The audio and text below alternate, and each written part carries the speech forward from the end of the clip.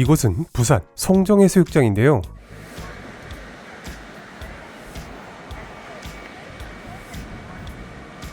죄송합니다. 네, 뭐 여름은 지나갔지만 그래도 정말 시원하지 않습니까?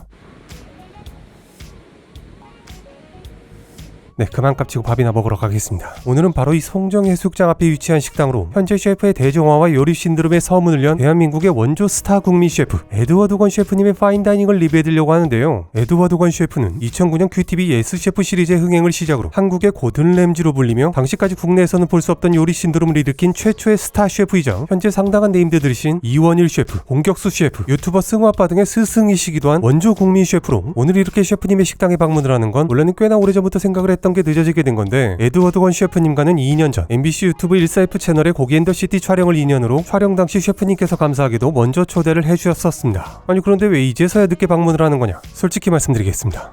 너 이 새끼야, 샐러드 끝나면 끝났다고 얘기를 해야지. 계속 쿠킹해야 된다고 이 새끼야. 맞는 사이즈 곱창 갖고 오면 되잖아 이 새끼야. There's another bone. There's a lot of bones. 그냥 뭔가 쫄렸었습니다. 뭐 물론 전문가 입장에서 평가를 하는 것도 아니고 일반 소비자 입장의 리뷰라는 건 전 국민 누구나 할 수 있는 거지만, 그래도 어릴 때부터 앞에 보여드린 예스 셰프나 에드워드 권 셰프님을 모티브로 버럭 셰프가 주인공이었던 MBC 드라마 파스타, 이런 걸 자연스럽게 보고 자라서 그런지 그냥 리뷰일 뿐인데 뭔가 내가 감히 무슨 이런 이상한 느낌이 들더라고요. 그래서 결국에는 가야지만 하면서 계속 미뤄졌던 건데, 너무 감사하게도 최근에 또다시 재차 초대를 해주셔서 이번에는 조금 용기를 내서 이렇게 방문을 하게 됐습니다. 그래서 오늘은 국내 처음으로 스타 셰프라 불리며 대한민국 요리 신드롬의 서문을 연 원조 국민 셰프 에드워드 권 셰프님의 파인다이닝 부산 해운대구 송정동에 위치한 랩24를 리뷰해드리려고 합니다. 쫄려서 2년을 미뤄왔던 셰프님 요리의 맛은 과연 어떨지 직접 가서 먹어봤습니다.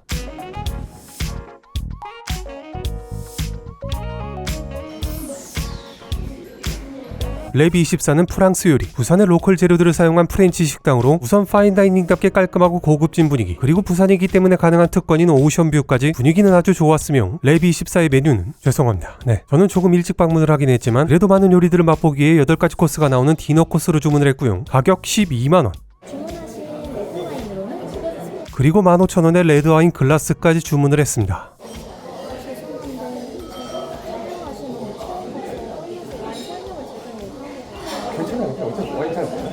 그냥 먹으면 되죠. 뭐 이전 영상들에서도 여러 번 말씀드렸었지만 저는 술이라면 소주 막걸리를 좋아하고, 와인은 그냥 파인다이닝 분위기상 주문해 본 거지 저 개인적으로 와인은 관심도 없고 그냥 전혀 모르고요.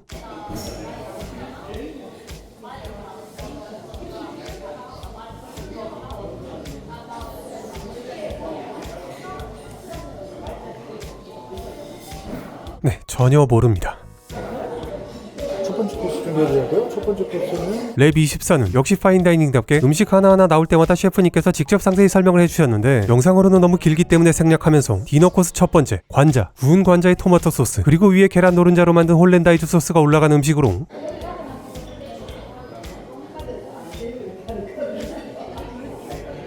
홀랜다이즈의 느끼한 맛을 신맛의 토마토 소스가 상쇄시켜주면서 조화가 좋았고, 토마토 소스도 그냥 토마토가 아닌 양파, 호박, 가지 등이 들어간 라따뚜이 맛의 소스로 그냥 토마토 소스 맛과 그렇게 큰 차이인지는 솔직히 모르겠지만 그래도 맛있었고요.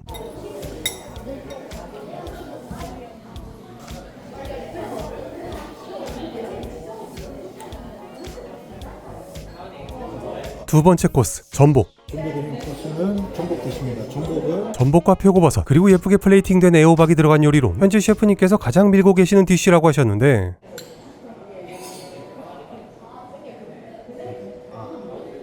그런데 지금 뭐 하는 짓이냐? 요즘 흑백 요리사가 난리잖아요. 저도 한번 따라해보고 싶었습니다. 죄송합니다. 네. 말 나온 김에 저는 흑백 요리사를 보면서 백수저로 권 셰프님이 적임자 중 한 분 같은데 왜 안 나오셨을까 생각이 들었었는데요. 흑백 요리사 보셨죠? 시간이 없으니까 TV에 볼 시간이라도 있으면 심지어 섭외도 들어갔는데 못 나갔는데. 아 그래요? 혹시 평소에 나가실래요? 고민해보셔야 돼요. 스케줄에서 섭외가 왔지만 바빠서 못 나가셨다고 하고요. 시즌2는 잘 모르겠다고 하셨습니다. 아니 그런데 먹고 리뷰를 해야지 저렇게 가짜는 백종원님 흉내나 내면서 무슨 맛이란 걸 느꼈겠냐, 이렇게 생각하시는 분들이 계실 수도 있는데 그렇지 않습니다. 젓값을 치면서도 진짜 흑백 요리사 마냥 뭔가 조금 역겹지만 꼴의 신중히 맛을 느끼려고 노력을 했거든요. 두 번째 코스 전복, 저 개인적으로 오늘 먹은 코스들 중 가장 맛있었습니다. 한 번도 아닌 두 번을 찌고 마지막에 비장탄에 굽기까지 한 전복에 캐슈넛과 병아리 콩으로 만든 퓨레를 소스로 우선 비장탄에 구웠다고는 하지만 수태향은 잘 느끼지 못했고, 고소하기도 하지만 전복이나 퓨레 두 둘 다 버터가 들어가 살짝 느끼할 수도 있는 맛을 전복 사이사이 간장에 발효시킨 장아찌 같은 느낌의 표고버섯이 잡아주는 게 왜 가장 밀고 있는 디쉬라고 하셨는지 이해가 가는 느낌이었는데요.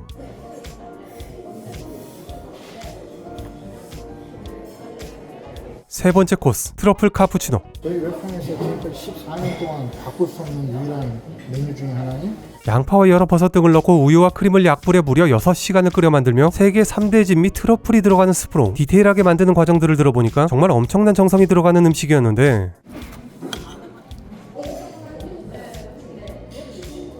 우선 같이 나오는 빵과 버터는 뭐 달리 큰 특징 없는 그냥 빵과 버터였지만, 트러플 카푸치노는 제가 앞에 먹은 전복이 이날 먹은 요리들 중 가장 맛있었다고 했잖아요. 어떤 게 더 괜찮았는지 가장 고민이 됐던 게 바로 이 음식이었습니다. 작은 차이로 전복이 더 괜찮은 느낌이었지만 그래도 맛을 떠나서 가장 기억에 남는 코스를 꼽는다면 이거였는데요. 저는 정말 먹어본 적이 없는 굉장히 유니크한 맛이었습니다. 트러플이 꽤 많이 들어간 것 같은데 생각보다 트러플 향은 세지 않았고, 스프가 정말 고소함의 끝판왕. 살짝 짭짤하고 감칠맛 나면서 굉장히 고소한 게, 제가 원래 스프에 빵 찍어 먹고 이런 걸 그닥 선호하지 않는데도 불구하고 맛있었는데 데요.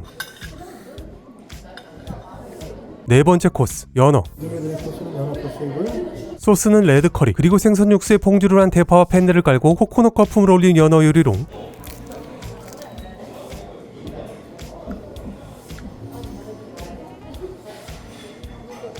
말씀을 들어보니까 연어가 단순한 연어 스테이크가 아닌 굽고 오일에 담가놓고 스비드하고 그걸 또다시 굽는 상당히 여러 과정을 거쳤다고 하셨는데, 죄송합니다. 그냥 그런 과정을 듣고 먹으니까 뭔가 모를 특별한 기분이 느껴지는 게 파인다이닝이지, 솔직히 그러한 정성스러운 모든 과정을 오로지 맛 하나로 느낄 수 있는 사람이 몇이나 되겠습니까? 그냥 껍질은 굉장히 바삭하고 살은 촉촉한 연어에 카레향이 나는 소스로 일반적인 연어 스테이크 느낌이었습니다. 다섯 번째 코스, 소르베.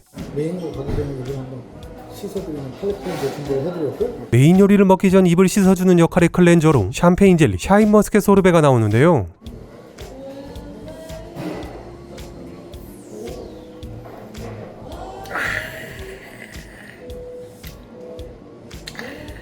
맛이 샤인머스켓 소르베라기에는 너무 상큼해서 레몬 소르베라고 느껴질 정도였는데, 여쭤보니까 역시나 레몬 라임도 들어갔다고 하고요.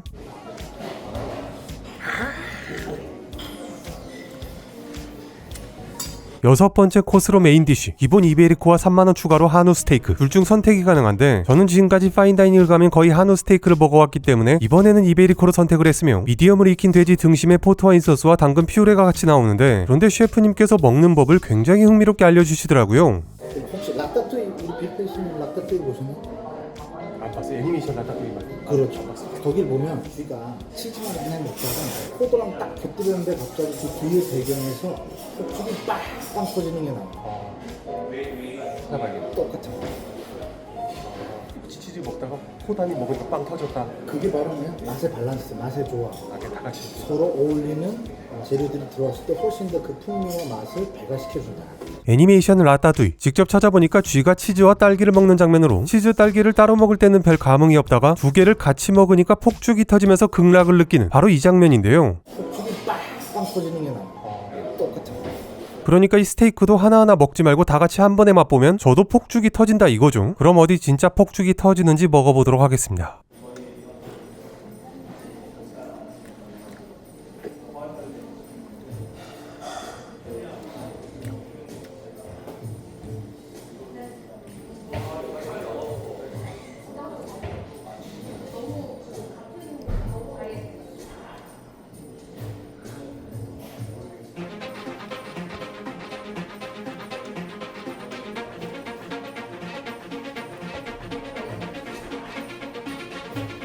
계속 쿠킹해야 된다고 이 새끼야. 맞는 사이즈 곱창 갖고 오면 되잖아 이 새끼야. There's a lot of bones.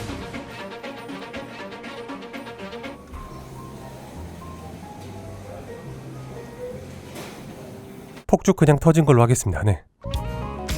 고기는 이베리코 품종답게 돼지 등심인데도 불구하고 지방이 꽤 있는 편이었으며, 포트와인 소스는 일반적인 스테이크 소스 맛이었고, 미디엄으로 익힌 만큼 돼지고기라기보다 소고기 스테이크를 먹는 느낌이었는데, 그래도 저는 스테이크라면 한우 스테이크가 조금 더 맛있지 않나. 네, 폭죽은 터진 걸로 하고 여튼 그렇게 느꼈습니다.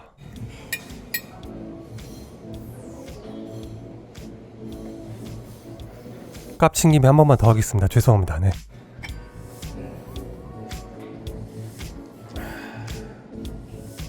일곱 번째 코스로 디저트. 디저트 코스 준비를 해드렸고요. 디저트는 쌈장으로 만든 아이스크림. 쌈장 아이스크림인데요.